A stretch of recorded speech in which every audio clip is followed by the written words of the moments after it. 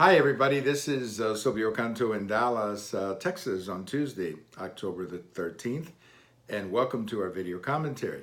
I have a post over at the American Thinker today comparing 1972 to the upcoming election of 2020.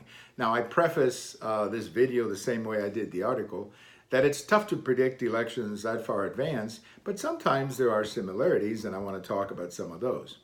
At this point in 1971, roughly the summer of 1971, President Nixon was leading in the polls, but it was all within the margin of error, and there were even some polls showing him that he would lose to Ed Muskie or John Glenn or some of the other names at that time. He was certainly not a cinch for re-election by any means.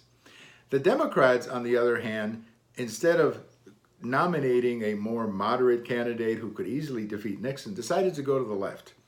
And they nominated George McGovern. McGovern had one issue. He was running against the war. The problem is that by the summer of 1972, by the time that the parties got together for their conventions, the war was practically over.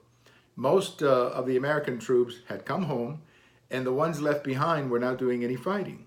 The fighting was being done by the South Vietnamese. So the issue that nominated George McGovern was no longer an issue that mattered to most Americans because the war was over by the day they voted. So Richard Nixon was elected with 49 states and 62% of the popular vote, and it was one of the biggest landslides ever. And it all happened because the Democrats did not listen to the American people or nominated someone who really was out of touch with the country.